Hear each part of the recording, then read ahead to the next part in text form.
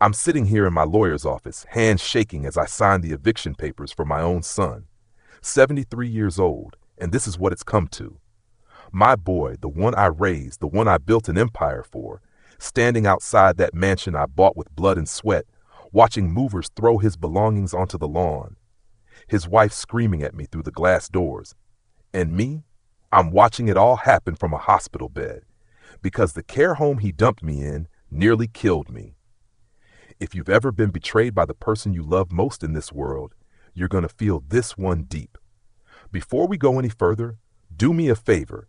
Hit that like button, subscribe if you haven't already, and drop a comment telling me what part of the world you're watching from. I need to know I'm not alone in this. My name is Richard Matthews. I'm 73 years old, and when this story started, I was living in a 12-room mansion in Bloomfield Hills, Michigan, a place I built from nothing. This is about how my son chose a woman over his own father, and how I had to destroy him to save myself. Flashback to 1975. I was 23 years old, standing outside a corner store in Detroit with exactly $47 in my pocket and a dream bigger than the city itself. I can still see that morning, the way the sun hit the cracked sidewalk on Jefferson Avenue, the smell of fresh bread from the bakery next door, and the weight of my father's watch on my wrist. He'd given it to me the day before he died, told me, "Richard, time is all we got. Don't waste it." I didn't waste a single second. By 1980, I owned 3 convenience stores. By 1985, I had a small chain of laundromats across Detroit. My hands were rough, my back ached every night, but I loved it. Every quarter that dropped into those machines was a step closer to something better. That's when I met Grace. She was working at the bank where I went to deposit my earnings every Friday. Beautiful woman, skin like polished mahogany, smile that could light up the darkest room. She always counted my money twice, not because she didn't trust me, but because she liked the way I smelled like fabric softener and ambition. "You're going to be somebody, Richard Matthews," she told me one day, her fingers brushing mine as she handed back my deposit slip. "I already am somebody," I said, grinning. "I'm the man who's going to take you to dinner tonight." We got married in 1982. Small ceremony, just family and close friends at Second Baptist Church. Grace wore her grandmother's dress, and I wore the only suit I owned. When I kissed her at that altar, I made her a promise. "I'm going to build you a castle, baby. You'll never want for nothing." And I kept that promise. By 1984, our son Daniel was born. I was in the delivery room, holding Grace's hand as she pushed, and when they placed that boy in my arms, I felt something shift in my chest. He had Grace's eyes and my stubborn chin. I looked down at him and whispered, "You're going to have everything I didn't, son. Everything." I worked harder after Daniel came, opened more stores, invested in real estate, started a small construction company. Grace stayed home with Daniel, turned our little house in Southfield into a home filled with love and laughter. I'd come home late most nights, exhausted, and find them on the couch, Grace reading to Daniel, his little head on her shoulder. "Daddy," he'd yell, running to me with those tiny legs. I'd scoop him up, smell his baby shampoo, and think, this is what I'm fighting for. Daniel grew up watching me work. I didn't hide the struggle from him, wanted him to understand that nothing comes easy. On Saturdays, I'd take him to the construction sites, let him wear my hard hat, show him the buildings we were putting up. "Why do you work so much, Daddy?" he asked me once. He was maybe 7 years old, sitting on a stack of lumber, swinging his legs. "Because I'm building something that'll last longer than me," I told him. "One day, all of this will be yours, and you're going to know how to keep it going." He nodded like he understood, but he was just a kid. How could he know what I meant? By the time Daniel was in high school, we'd moved to Bloomfield Hills, 12-room mansion, pool in the backyard, 3-car garage. Grace cried when she saw it. Happy tears. I'd kept my promise.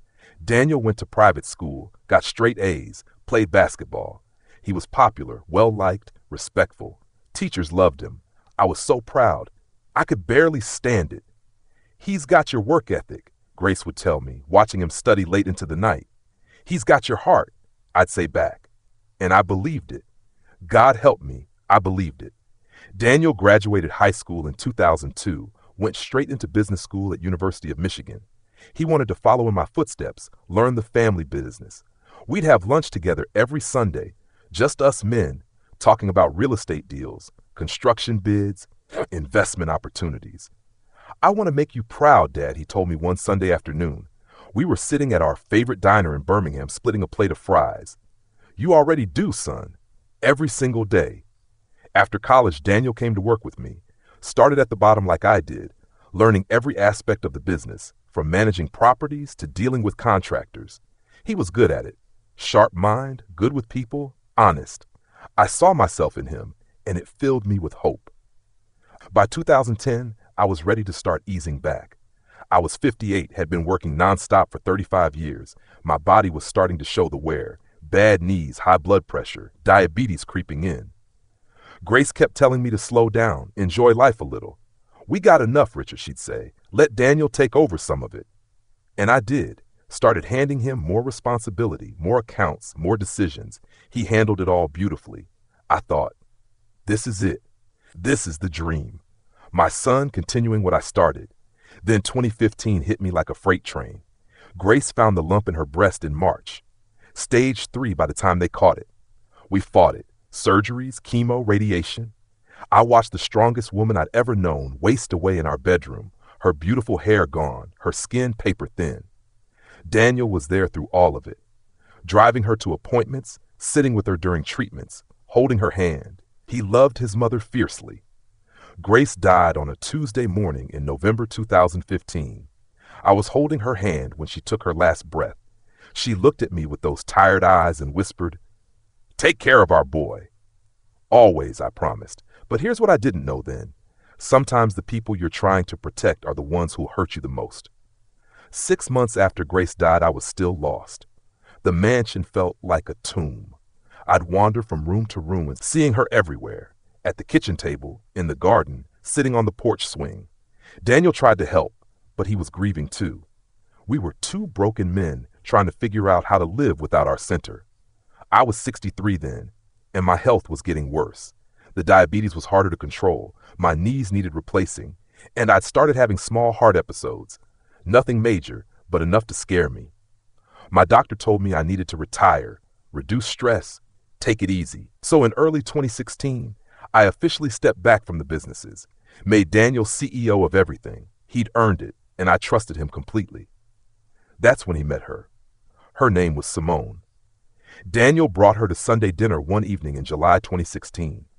I remember the exact date, July 17th, because it was Grace's birthday. We always spent that day quiet, reflective, but Daniel wanted me to meet someone special. I opened the door and there she was, Simone Taylor. 28 years old, about 15 years younger than Daniel. Pretty girl, light skin, long weave down to her waist, nails done perfectly, designer purse on her arm. She smiled at me with all her teeth showing, the kind of smile that doesn't reach the eyes. "Mr. Matthews," she said, voice high and sweet like honey. "Daniel has told me so much about you. This house is absolutely gorgeous." She was looking past me, eyes scanning the foyer, the chandelier, the marble floors. Hadn't even really looked at me yet. "Come on in," I said, stepping back. Dinner was uncomfortable. I'd made Grace's favorite meal, pot roast, mashed potatoes, green beans, cornbread. Daniel helped me set the table and we all sat down. I said grace, something I always did on Grace's birthday, and Simone kept checking her phone under the table. "So Simone," I said, passing her the potatoes, "Daniel tells me you work in marketing?" "Oh yes," she said, taking a tiny spoonful. "Social media marketing. I run campaigns for luxury brands, Louis Vuitton, Gucci, Chanel. It's very demanding work." She said luxury like she was tasting expensive chocolate. "That sounds interesting," I said. "Must be competitive." "Oh, incredibly. But I thrive in high-pressure environments." She turned to Daniel, touching his arm. "Speaking of which, baby, when are you taking me to Paris? You promised we'd go for my birthday." Daniel smiled, a little embarrassed. "We'll figure it out, Simone." I tried to engage her in real conversation, asked about her family, where she grew up, what she liked to do. But every answer circled back to things. Brands, experiences, status. "My parents retired to Florida," she said, waving her hand dismissively. "They're fine, I guess. They keep asking me to visit, but honestly, there's nothing to do there. I need to be where things are happening, you know." After dinner, while Daniel was getting dessert from the kitchen, Simone leaned forward. Mr. Matthews, Daniel told me about all your properties, the downtown buildings, the rental complexes, the commercial spaces. That must be worth, what, 30 million? 40? The question hit me wrong. Not what she asked, but how, like she was appraising merchandise. It's worth what we built it to be, I said carefully. Of course, she said, smiling that smile again. I just think it's so important to know your worth. Especially at your age, you should be thinking about legacy, estate planning, making sure everything's protected. She was 28 years old, known my son for maybe 4 months, and she was talking to me about estate planning. I felt something cold settle in my stomach. Later that night after they left, I called Daniel. Son, can we talk? Sure, Dad. What's up? I measured my words carefully. Simone seems nice, but I gotta be honest with you. Something feels off. Off how? She spent the whole dinner talking about things, Daniel. Expensive things, and she was real interested in our finances. That don't sit right with me. Silence on the other end. Dad, he finally said, and I could hear the defensiveness creeping in. She's just trying to make a good impression. She comes from a different world. She's used to nice things. That doesn't make her a bad person. I'm not saying she's bad. I'm saying be careful. Your mama always told me, watch what people care about. That'll tell you everything. I appreciate your concern, Daniel said, his voice tight. But I'm 43 years old. I think I can figure out who's right for me. I know, son. Simone makes me happy, Dad. After losing Mom, I didn't think I'd feel happy again. Can you just give her a chance? For me? What was I supposed to say to that? Okay, I told him. Okay. But I didn't mean it. Over the next few months, I watched them together. Daniel was smitten, completely gone over this woman. Simone played her part perfectly. She'd visit the mansion, always bringing little gifts, expensive candles, designer throw pillows, things I didn't need or want. Just making this place feel more alive, Mr. Matthews, she'd say. She'd ask questions about the business, about our family history, about the value of various properties. Always casual, always wrapped in charm. But I heard every question for what it was, reconnaissance. Daniel proposed in March 2017, took her to Paris, the trip she'd asked for, and proposed at the Eiffel Tower. He called me from France, voice full of joy. She said, yes, Dad, we're getting married. I felt my heart sink and soar at the same time. My son was happy. But I knew, deep in my bones, the way you know rain's coming, that this woman was going to destroy him. They got married in June 2017. Big wedding at the Townsend Hotel in Birmingham. 300 guests, live band, open bar. Simone wore a dress that cost more than my first house. Her family was there. Nice enough folks, but clearly overwhelmed by the wealth Daniel was bringing to the table.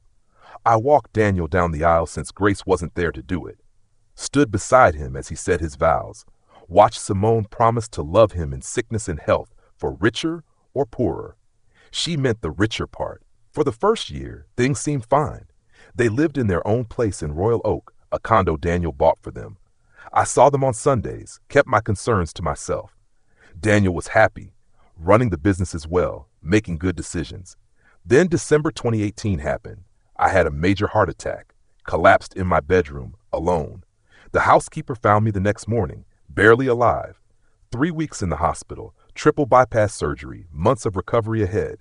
And suddenly, I was the old man who couldn't take care of himself anymore. I came home from the hospital in January 2019, and the world felt different, smaller. My body had betrayed me. Couldn't walk upstairs without getting winded, couldn't dress myself without help, couldn't even open a jar of pickles.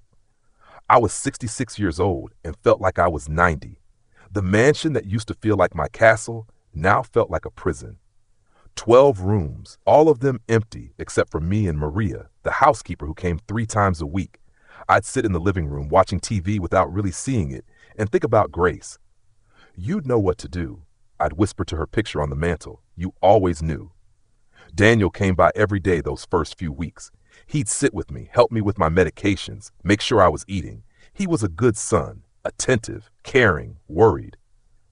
Dad, you can't keep living here alone, he said one afternoon.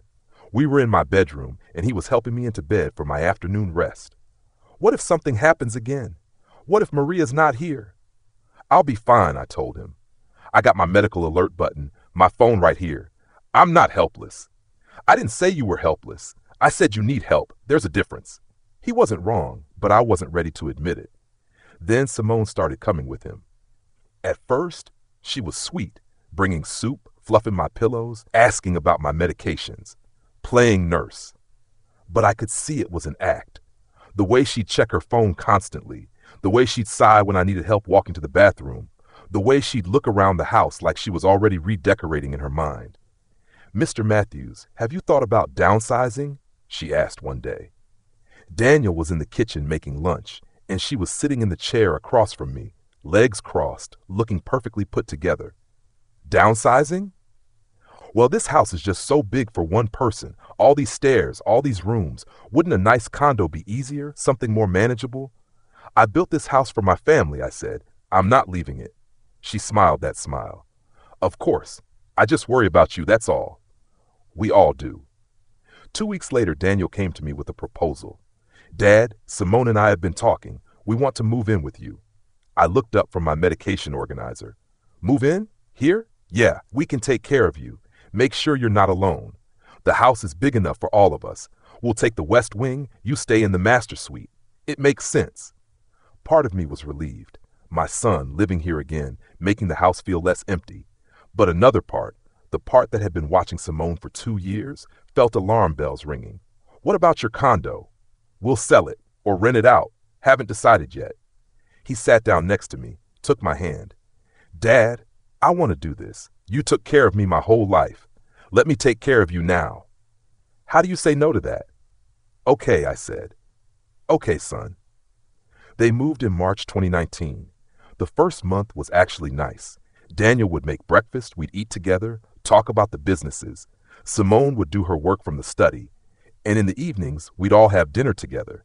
It felt like family again. But slowly things started to shift. Simone began complaining about the condition of the house, said it needed updating, modernizing, started bringing in interior designers without asking me, showing me fabric samples and paint swatches. "Mr. Matthews, we really should replace this furniture. It's so outdated." That furniture was Grace's. It stays. She'd smile, nod, then do whatever she wanted anyway. My medication schedule became her responsibility. She insisted on managing it, said she didn't trust me to remember. I'd find her in my bathroom, counting pills, organizing bottles, just making sure everything's correct, she'd say. She started controlling my diet too. Said the food I liked was bad for my heart, that I needed to eat cleaner. Suddenly my pot roasts and cornbread were replaced with grilled chicken and steamed vegetables. I was hungry all the time. "Simone, can I have some butter on these green beans?" I asked one night at dinner.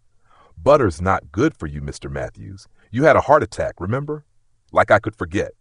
Daniel worked long hours, so most of the day it was just me and Simone. She'd bring me my meals, help me to the bathroom, give me my medications. But there was no warmth in it, no care. She'd do everything efficiently, quickly, like I was a chore on her to-do list. I started noticing things, money disappearing from my wallet. Small things at first, $20 here, $50 there. Then my credit card statements started showing charges I didn't make. Designer clothes, expensive restaurants, a trip to New York I didn't authorize. I confronted Daniel about it. "Son, somebody's using my credit cards." He looked uncomfortable. "Dad, Simone's been using them for household expenses. Groceries, utilities, stuff for the house. Groceries don't cost $3,000 at Saks Fifth Avenue." She bought some things for herself too. I told her it was okay. "You don't mind, do you? She's taking care of you." There it was, the trade. She takes care of me. She gets to spend my money. "I mind," I said. "That's my money, Daniel. I worked for it. And now we're working for it too, Dad. Running your businesses, taking care of this house, taking care of you. It's not like we're stealing. We're family." But it felt like stealing. By summer 2019, I was barely leaving my room. Simone said the stairs were too hard for me, that I should just stay upstairs where it was safe. She'd bring my meals up, help me shower, keep me isolated. I didn't have any friends visiting anymore. She'd tell them I was sleeping or not feeling well or didn't want company. They stopped calling. Maria, the housekeeper, tried to talk to me once. "Mr. Matthews, are you okay? You seem different." I wanted to tell her, Wanted to say, I'm being held prisoner in my own house. But Simone was right outside the door listening. I'm fine, Maria. Just tired. She gave me a look that said she knew I was lying. A week later, Simone fired her. We don't need her anymore, Mr. Matthews. I can handle the cleaning. No sense wasting money. It wasn't about money. It was about control. That's when I started to understand. Simone wasn't taking care of me. She was isolating me, breaking me down, making me dependent. And Daniel, my son, my boy, was too blind to see it. Or maybe he just didn't want to. Fall 2019 came, and I realized I hadn't left the house in 6 months. Not once. Doctor's appointments were done over the phone. Physical therapy that was supposed to help me regain strength? Canceled. Simone said it was too much stress on my heart. We're keeping you safe, Mr. Matthews, she'd say, that sweet voice dripping with false concern. Safe, that's what she called it. I called it something else. I'd sit in my bedroom looking out the window at the neighbor couldn't walk through anymore, watching cars pass, people jogging, kids riding bikes, free people. I was a prisoner in a 12-room mansion. My days became a routine managed entirely by Simone. She'd wake me at 8, help me to the bathroom, bring me breakfast. Always the same: oatmeal, black coffee, half a grapefruit. Then my morning pills, 6 of them. Heart medication, blood pressure, diabetes, cholesterol, and 2 others I wasn't even sure about anymore. Open up, she'd say, like I was a child. I'd spend the morning in my room, watching TV. Simone would check on me every hour, like a guard doing rounds. Lunch at noon, usually soup and crackers, more pills, then a mandatory nap. You need your rest, she'd insist, pulling the curtains closed even when I wasn't tired. I'd lie there in the dark, wide awake, listening to her moving around downstairs, talking on the phone, laughing, living her life in my house. Daniel would come home around 6 or 7. He'd visit me for maybe 30 minutes, tell me about his day, ask how I was feeling. I'd say fine, because what else could I say? That his wife was slowly erasing me? He wouldn't believe me anyway. Dinner was at 7. Simone would bring my meal up on a tray, always something bland and healthy. Grilled fish, steamed vegetables, brown rice. I'd watch through my window as Daniel and Simone ate downstairs on the patio, laughing, drinking wine, having the life I used to have. Evening pills at 8. Bed by 9. This was my life now. But I wasn't completely helpless. Not yet. I still had my phone, and late at night when I couldn't sleep, I'd scroll through my bank accounts on my banking app. That's when I started seeing the real damage. Transfers I didn't authorize. 5,000 here, 10,000 there. Money moving from my accounts into a joint account Daniel and Simone had opened. At first I thought maybe it was legitimate business expenses, but then I saw the patterns. The transfers always happened on days when I was particularly medicated. Days when I'd been extra tired, extra foggy. Days when Simone would give me an extra pill for the pain that knocked me out for hours. She was drugging me. Not enough to hurt me, but enough to keep me compliant. Manageable. I started pretending to take my pills, tucking them under my tongue, spitting them out later, and suddenly my mind started clearing. The fog lifted. I could think again. And what I thought was, I need to get out of here. But how? I could barely walk. My phone was my only connection to the outside world, and even that was monitored. Simone had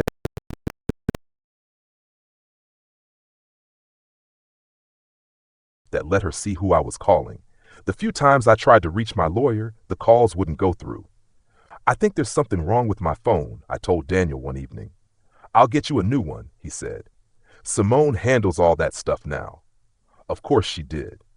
I tried to talk to Daniel seriously one night in October. He came up to say goodnight, and I grabbed his arm. Son, I need to tell you something important.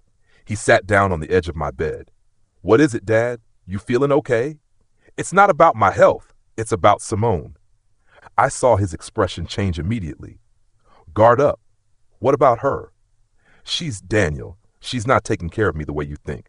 There's money missing. My pills aren't right. I can't leave the house, can't see anybody. She's isolating me. He stood up.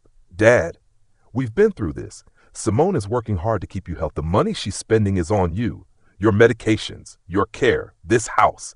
And you can't leave because the doctor said you need rest. Which doctor? I haven't seen a doctor in months.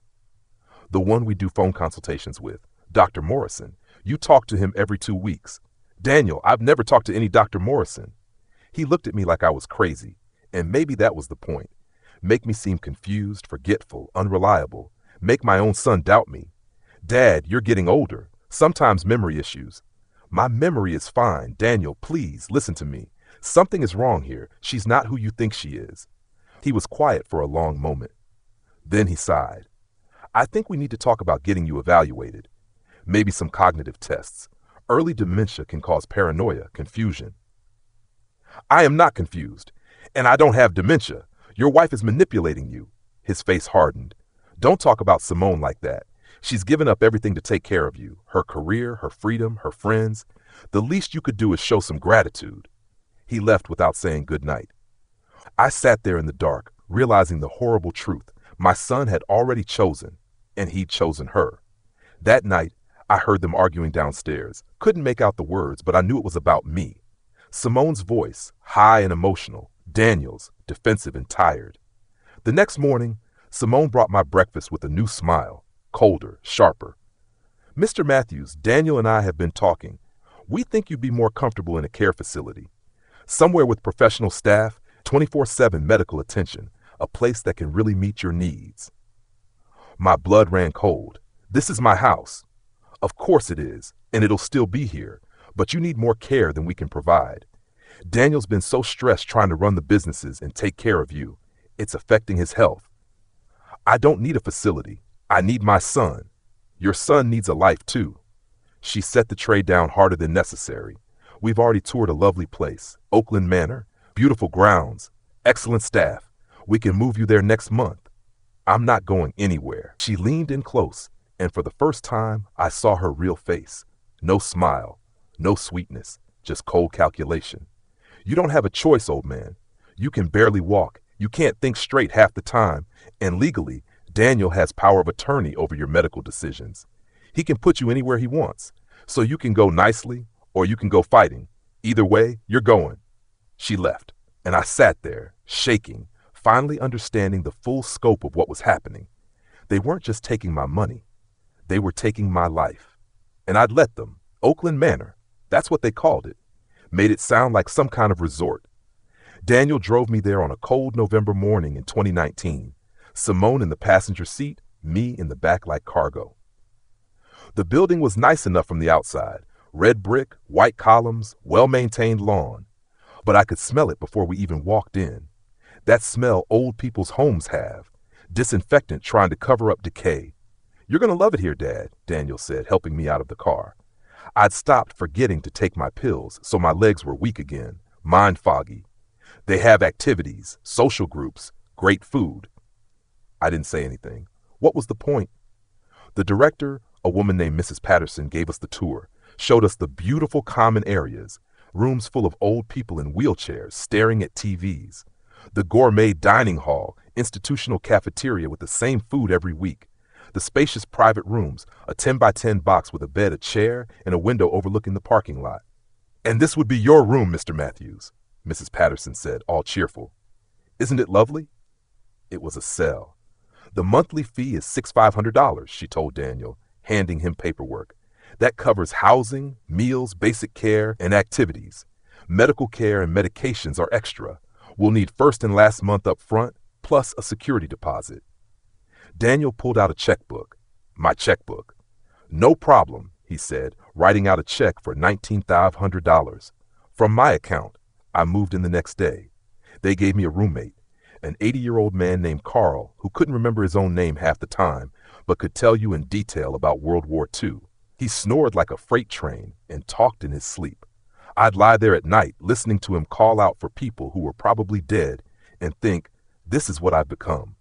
The routine at Oakland Manor was somehow worse than being trapped in my bedroom. Wake up at 6 a.m. when the night nurse did rounds. Breakfast at 7, cold eggs, burnt toast, weak coffee. Morning medications at 8. Then nothing. Just sit in the common room and wait for lunch. The staff wasn't mean, exactly. Just indifferent.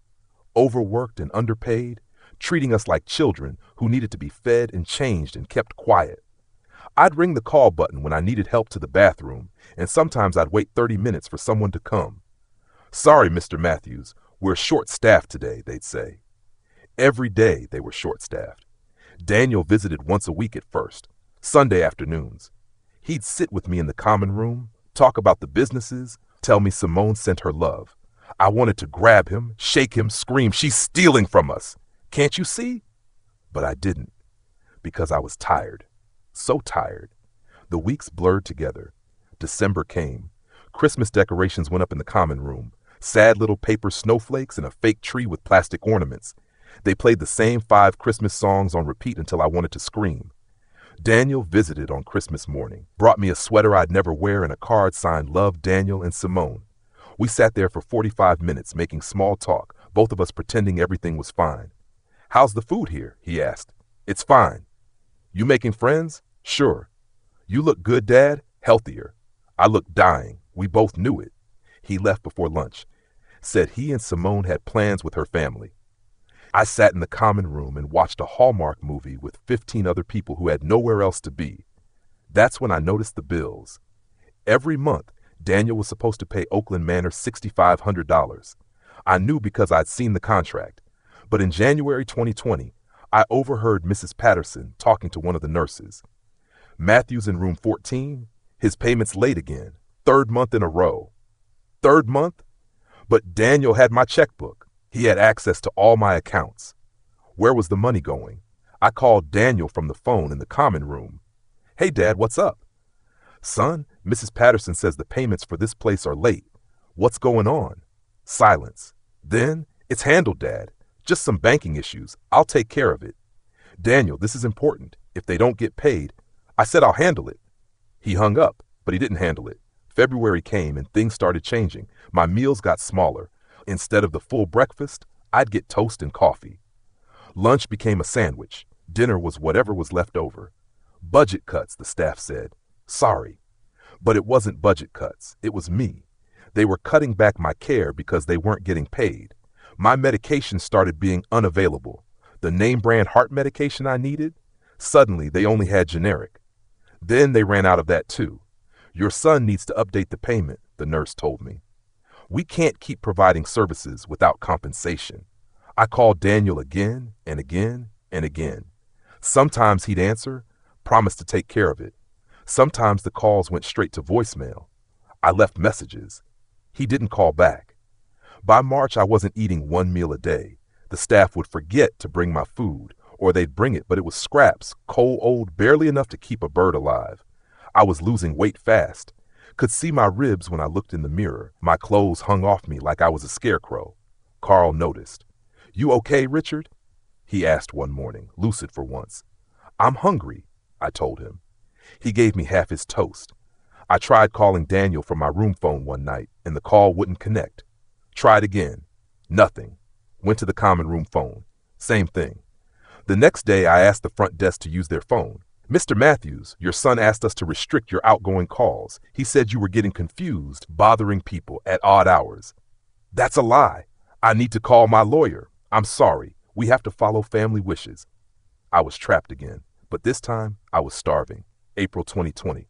I weighed 134 pounds, down from 180 when I arrived. My heart medication had been out of stock for 2 months. I could feel my chest getting tight, my breath getting short. I was dying. Slowly, deliberately, they were letting me die.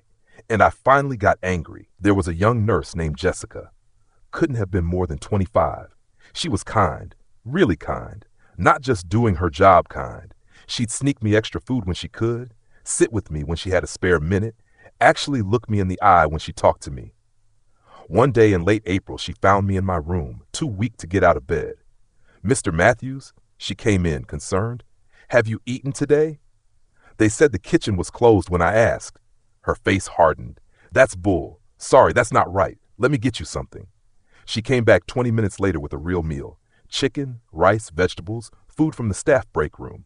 "Eat," she said, "and don't tell anyone I gave you this." I ate like I was starving, because I was. "Jessica," I said between bites, "I need help." She sat down. "What kind of help?" "I need to call someone. My lawyer, but they won't let me use the phone. My son," my voice cracked. "My son is stealing from me. He's not paying for my care here. He's taking the money, and they're punishing me for it." She was quiet for a long moment. I could lose my job for this, she finally said. I know, and I wouldn't ask if I had any other choice. She looked at me, really looked at me, saw the desperation, the weight loss, the fear. What's the number? I gave her my lawyer's name, Marcus Webb. We'd known each other for 30 years. If anyone could help me, it was Marcus. Jessica stepped out into the hallway, made the call on her personal cell phone, came back 5 minutes later. He's coming tomorrow, 2 p.m. I'll make sure you're in the common room where there are witnesses. I grabbed her hand. Thank you. Don't thank me yet. And Mr. Matthews, whatever happens, you didn't tell them I helped you. Marcus arrived the next day at exactly 2 p.m. I saw him walk through the front doors, tall, distinguished, carrying his leather briefcase. 70 years old and still sharp as a tack. He took one look at me and his face went pale. Richard? My God, what happened to you? We sat in a corner of the common room. I told him everything. The money transfers, the isolation, Simone's control, the late payments, the reduced food, the missing medications, all of it poured out. Marcus took notes, his jaw getting tighter with every word. How much access does Daniel have to your accounts? He asked. Everything. We set it up years ago when I had the heart attack, power of attorney, joint accounts, full access. I trusted him. And the house? The properties? All still in my name. I never signed anything over. Marcus leaned back, thinking, Richard, what you're describing is elder financial abuse, possibly neglect, maybe even attempted. He stopped himself. We need to act fast. First, we're getting you out of here. Today, I'm taking you to the hospital, getting you checked out, documenting your condition. Then we're freezing all joint accounts, revoking Daniel's power of attorney, and filing for an emergency protective order. He's my son, I said, and I hated how weak my voice sounded. I know, but he's hurting you, and we're going to stop it. Marcus called 911 right there from the common room, told them he had a client showing signs of severe neglect and malnutrition. The ambulance arrived 30 minutes later. Mrs. Patterson tried to stop us. Mr. Matthews can't leave without family consent. Watch him, Marcus said, and helped me into the ambulance. The hospital was a blur. Doctors, tests, IVs. They admitted me immediately. Severe malnutrition, dehydration, heart arrhythmia from missing medications. The ER doctor called it elder abuse and neglect in her report. Put it in writing. Marcus worked fast. By the next morning, he'd frozen all my accounts that Daniel had access to, revoked the power of attorney, filed an emergency restraining order preventing Daniel or Simone from accessing my properties. And then he did something I didn't expect. He called the police. Richard, they need to investigate this. What happened to you is criminal. 2 detectives came to my hospital room on my 3rd day there. Detective Morrison and Detective Chen. They took my statement, photographed my condition, requested medical records from Oakland Manor. Mr. Matthews, do you want to press charges against your son? Detective Morrison asked. I thought about Daniel at 7 years old, wearing my hard hat at the construction site. Daniel at his college graduation. Daniel holding Grace's hand as she died. But then I thought about the last 4 months, starving in that room, calling for help that never came, being erased piece by piece. Yes, I said, I do. Marcus also filed a civil lawsuit, sued Daniel and Simone for financial elder abuse, theft, fraud, and breach of fiduciary duty. Requested a full forensic accounting of all transactions from my accounts over the past 2 years. The amount they'd stolen, $847,000, nearly $1 million, transferred bit by bit into their accounts, used for designer clothes, luxury vacations, expensive cars, renovations to in my house. While I starved in a care facility they weren't even paying for. Daniel called my hospital room on day 4. Marcus had instructed the staff not to put him through, but somehow he got past them. Dad, what the hell is going on? The police came to the house. They're accusing me of stealing from you. You need to tell them this is all a mistake. I was silent for a long moment. It's not a mistake, Daniel. What, Dad? I don't. Simone and I have been taking care of you. Everything we spent was for you. You left me to starve, son. You took my money and let me waste away. I weighed 134 pounds when Marcus found me. That's not. The care home said you weren't eating. They said you were refusing meals. They weren't giving me meals because you weren't paying them. Silence on the other end. Daniel, I said, my voice breaking. How could you do this to me? I'm your father. Dad, please, let me explain. It got out of hand. I didn't know it was this bad. Please drop the lawsuit. We can fix this. The only thing I'm fixing is my life, without you in it. I hung up. Marcus had been standing in the doorway listening. That was hard, he said. Hardest thing I've ever done. Want to know what's harder? What? What comes next? He was right. I spent 2 weeks in the hospital getting my strength back. Real food, proper medications, physical therapy. The nurses were shocked at how fast I improved once I had actual care. Mr. Matthews, you're a fighter, one of them said. I didn't feel like a fighter. I felt like a fool who'd let his son and daughter-in-law rob him blind while he wasted away. Marcus visited every day, updating me on the legal proceedings. The forensic accountant had traced every fraudulent transaction. The police had interviewed staff at Oakland Manor who confirmed the late payments and my deteriorating condition. The evidence was overwhelming. Daniels hired a lawyer, Marcus told me. Very expensive one. They're claiming you gave them permission for all the transfers, that you were mentally incompetent, that they were acting in your best interest. That's a lie. I know, and we're going to prove it. The restraining order meant Daniel and Simone couldn't come near me or my properties. But Marcus told me they were still living in my mansion. Can't we get them out? I asked. Working on it. We filed an eviction notice, but it takes time. Michigan law gives them 30 days.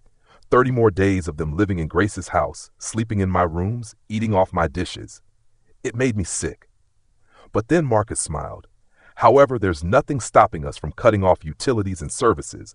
Your name, your accounts, your control. I smiled for the first time in months. Within a week, the water was shut off. Then electricity. Then gas. The landscaping service stopped coming. The cleaning service. The pool maintenance. Marcus got calls from Daniel's lawyer every day, screaming about harassment and illegal eviction tactics. It's not illegal, Marcus told me. Those are your services, your utilities. You have every right to stop paying for them. I was discharged from the hospital in mid-May 2020, but I didn't go back to the mansion. Marcus had arranged for me to stay in a secure apartment in downtown Birmingham. Nice place, 1 bedroom, 24/7 security. He said it was safer until everything was resolved. The civil trial was set for August. The criminal investigation was ongoing. Detective Morrison told me they were building a strong case for financial exploitation of a vulnerable adult, a felony in Michigan. Your daughter-in-law might see jail time, she said. Your son depends on how involved he was. I didn't want my son in jail, but I wanted justice. June brought the forensic accountant's full report. Marcus walked me through it in his office, page by page of my son's betrayal. $180,000 on luxury vacations, Paris, Dubai, Bora Bora, all while I was locked in Oakland Manor. $95,000 on designer clothes and accessories for Simone. $120,000 on a Range Rover for Daniel. $85,000 on renovations to the mansion. Renovations I never approved. $200,000 transferred to Simone's personal account. Money she moved to an offshore account in the Cayman Islands. The rest went to credit card payments, shopping sprees, expensive dinners, and God knows what else. They spent your life's work like it was monopoly money, Marcus said quietly. The eviction date came, June 15th, 2020. Marcus arranged for the sheriff to meet us at the mansion that morning. I insisted on being there. Richard, you don't need to do this, Marcus said. Let me handle it. That's my house. I want to see them leave. We pulled up at 9 a.m. The mansion looked worse than I'd ever seen it. Lawn overgrown, pool filled with algae, windows dirty. Without water and electricity for 3 weeks, it had started falling into disrepair. The sheriff knocked on the door. Daniel answered. He looked terrible, unshaven, wearing wrinkled clothes, eyes hollow. Behind him, I could see Simone, perfectly made up despite everything, arms crossed. Mr. Matthews, the sheriff said, you have 30 minutes to gather your personal belongings and vacate the property. This is ridiculous, Simone shouted. We have rights. You can't just throw us out. Ma'am, this property belongs to Richard Matthews. You're being evicted for non-payment in violation of a court order. You can leave peacefully, or you can be removed. Your choice. Daniel looked past the sheriff and saw me standing by Marcus's car. Our eyes met. I saw shame there, and anger, and desperation. But mostly, Asli, I saw a stranger. The boy I raised was gone. This man is the person who'd let me starve. I didn't know him. Dad, he called out. Please, let's talk about this. We can work it out. Simone grabbed his arm. Don't beg him, Daniel. He's the one who's going to regret this. Ma'am, that sounds like a threat, the sheriff said. I'd advise against making threats. They gathered their things, or tried to. The sheriff explained they could only take personal items, not furniture or valuables that belonged to the house. Simone threw a fit when they made her leave her designer dishes and the expensive artwork she'd bought with my money. 20 minutes later, they were loading up their Range Rover, the car I'd paid for, with my money. Daniel walked past me, carrying a box of clothes. He stopped. I hope you're happy, Dad. You've destroyed our lives over money. I looked at him, really looked at him. This was never about money, son. This was about you choosing a woman who saw me as an ATM over the father who loved you. That's what I can't forgive. She loves me. She loves what I built. There's a difference, and you were too blind to see it. He got in the car. Simone gave me a look of pure hatred as they drove away. I watched them disappear down the street, and I felt empty. Not victorious, not satisfied, just empty. You okay? Marcus asked. No, but I will be. We spent the rest of the day documenting everything. What was damaged, what was missing, what they destroyed in their final weeks there. It was worse than I thought.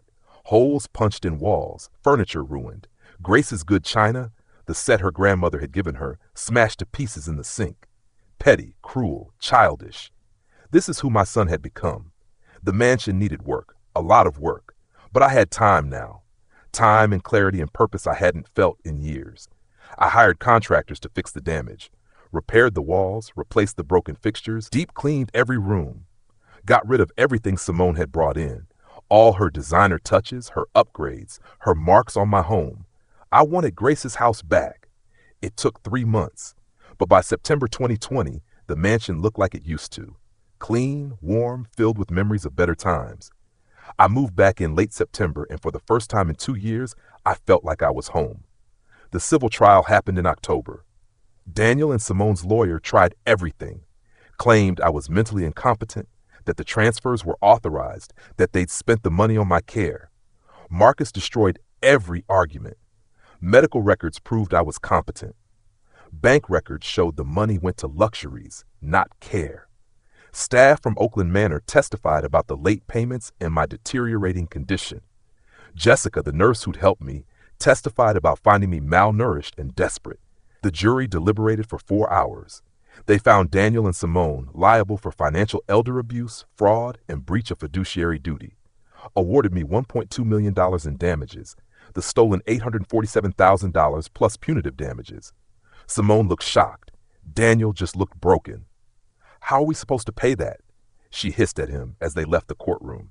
They couldn't. They didn't have it. They'd spent it all. Within a month, they filed for bankruptcy. Lost the Range Rover, lost their condo. Turned out they'd been renting, not owning, lost everything. Daniel had to sell his stake in the family businesses to pay part of the judgment. What he couldn't pay, his wages would be garnished for the rest of his life. The criminal trial came next, in December.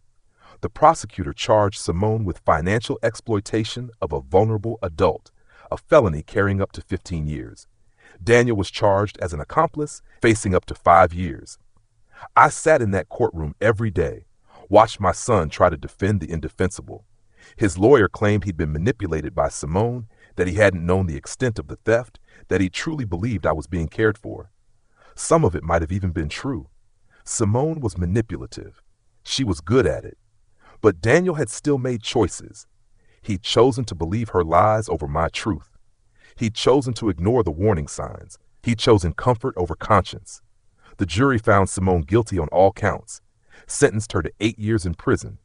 They found Daniel guilty as an accomplice, sentenced him to 2 years with possibility of parole after 1. I watched the bailiff take my son away in handcuffs, and I wanted to feel something. Satisfaction, justice, relief. Instead, I just felt tired. Marcus drove me home that day. How do you feel? He asked. Like I've lost everything that mattered. You still have the house, the businesses, your freedom. I lost my son. No, Marcus said gently. You lost him a long time ago. You just got yourself back. Maybe he was right. Daniel wrote to me from prison. The first letter came in February 2021, 3 months into his sentence. Dad, I know you probably don't want to hear from me. I wouldn't blame you if you threw this letter away without reading it, but I need to say this. I'm sorry, I was weak. Simone? She had a way of making me see things how she wanted me to see them. She'd say you were being difficult, that you were trying to control us, that we deserved to enjoy the wealth you'd built. And I believed her, because it was easier than admitting what she really was. I should have listened to you that first night when you told me something was off about her. You saw it immediately, and I chose to ignore it. When you called me from Oakland Manor, told me you were hungry, that something was wrong. I knew, Dad. Deep down I knew, but acknowledging it would have meant admitting I'd married a monster, that I'd chosen her over you. So I told myself you were confused, getting old, imagining things. It wasn't until the police showed me the photos of you in that hospital bed, 134 pounds, ribs showing, eyes hollow, that I really saw what I'd done, what we'd done.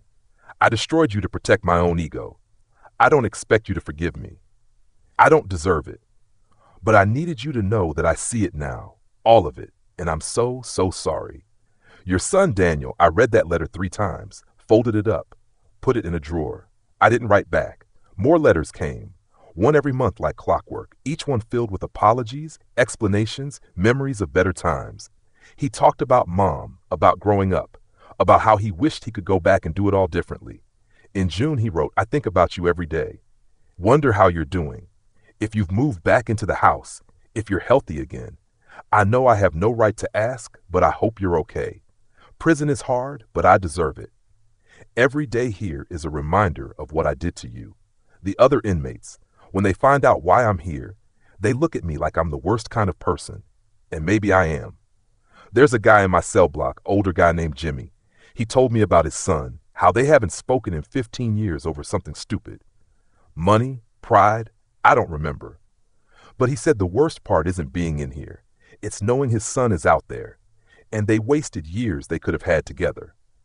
I don't want that to be us, Dad. I know I broke everything, but maybe someday when I get out we could talk. Just talk. I don't expect a relationship. I don't want you to die hating me. I put that letter in the drawer too. By September, Daniel had been in prison for 9 months. He was up for early parole review. Marcus called to let me know. They're asking if you want to submit a victim impact statement. Tell the parole board how this affected you, whether you think he should be released. What do you think I should do? That's not my call, Richard. What do you want? What did I want? I wanted my son back, the real one, the boy who used to help me at construction sites, the young man who held his mother's hand as she died, the son who promised to make me proud.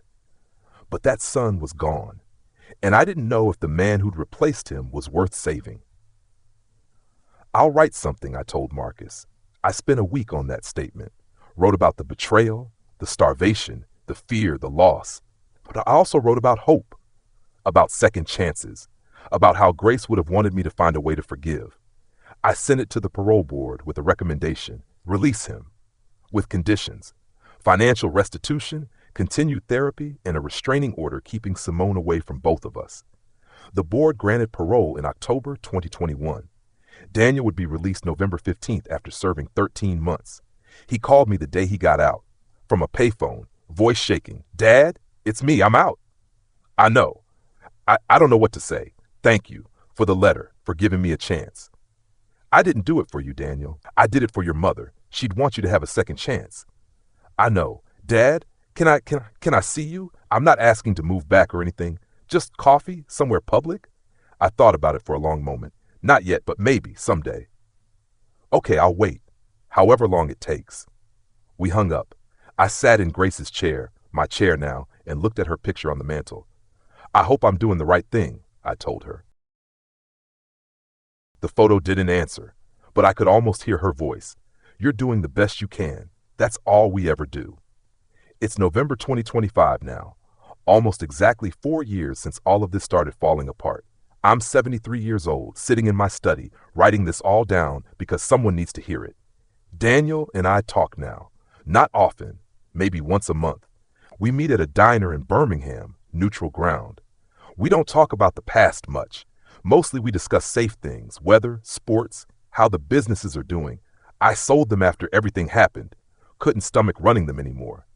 He's working as a manager at a hardware store, making $45,000 a year, living in a one-bedroom apartment in Warren. His wages are still being garnished, will be for another 15 years to pay back the judgment. Simone's still in prison, won't be out until 2028. Daniel divorced her in 2022, told me he finally saw her for what she was when she sent him a letter from prison asking him to hide money for her, help her appeal her sentence, blame everything on me. She wanted me to testify that you were mentally abusive, Daniel told me over coffee last month. Said we could overturn her conviction if I backed up her story. What did you say? I told her to rot. We sat in silence for a moment. I'm proud of you, I said. He looked up, surprised. Really? You chose truth over convenience. That's growth. His eyes got wet. I don't deserve your pride. Maybe not, but I'm giving it anyway. I've been seeing a therapist, Dr. Williams, nice lady who specializes in trauma and family issues. She's helping me work through the anger, the betrayal, the grief. Because that's what this is, grief. Grieving the son I thought I had, the life I thought we'd built, the trust that was broken. Forgiveness isn't about forgetting, she told me.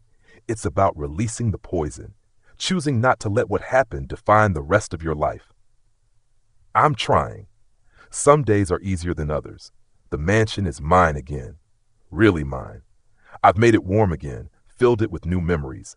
I host Sunday dinners now, friends from church, guys I used to do business with, Marcus and his wife. The house that was so quiet, so cold, now has laughter in it again. Grace's chair still sits in the living room.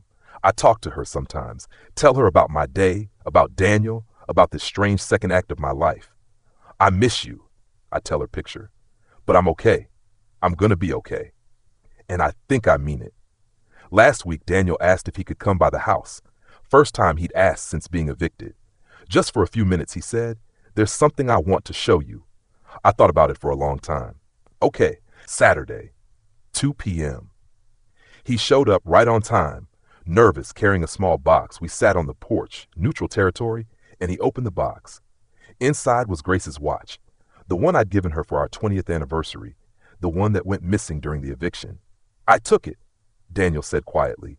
That day we were packing. I knew Simone was going to destroy everything, and I couldn't let her destroy this, so I hid it, kept it all this time. He handed it to me.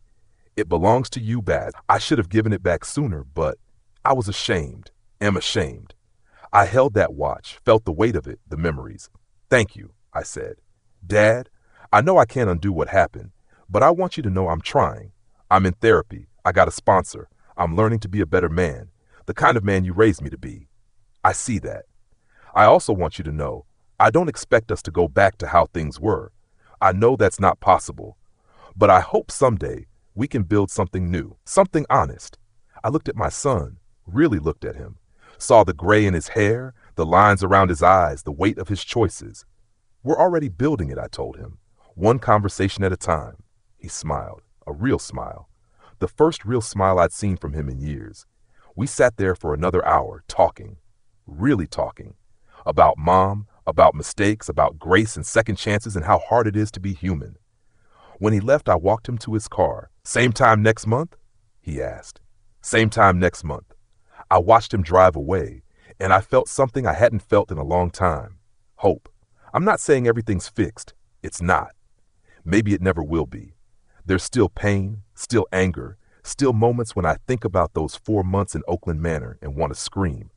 But I'm also still here, still standing, still choosing to wake up each morning and try again. That's what survival looks like. Not perfect healing, but persistent living. I thought I had time before all this started. Turns out, time had me. Time teaches you who people really are, shows you what you're made of, forces you to decide what matters most. And here's what I learned. You can build a fortune and lose it. You can raise a son and watch him fail you. You can love people who hurt you. And you can still choose to keep living, keep trying, keep finding moments of grace in the wreckage. Peace don't come cheap. I paid for mine in heartbreak, betrayal, starvation, and loss. But I paid it. And now I own it. This is my story. This is my truth. And if you've ever been betrayed by someone you loved, if you've ever had to choose between bitterness and healing, if you've ever wondered if you can survive the unsurvivable, this is for you. You can. I did. We do. One day at a time, one breath at a time, one choice at a time. That's how you find peace on the other side of pain. If this story touched you, if you felt any of it in your bones, do me one last favor. Hit that like button, subscribe if you haven't already, and drop a comment telling me where in the world you're watching from. Let me know I'm not alone in this, because that's what gets us through, knowing someone else understands. And if you're going through something similar, if someone's taking advantage of you or someone you love, speak up, ask for help. Don't wait until you're down to 134 pounds and all alone. There's always a way out. Sometimes you just need to find the courage to take it. My name is Richard Matthews. I'm 73 years old, and this is how I survived my son's betrayal and found my way back to life.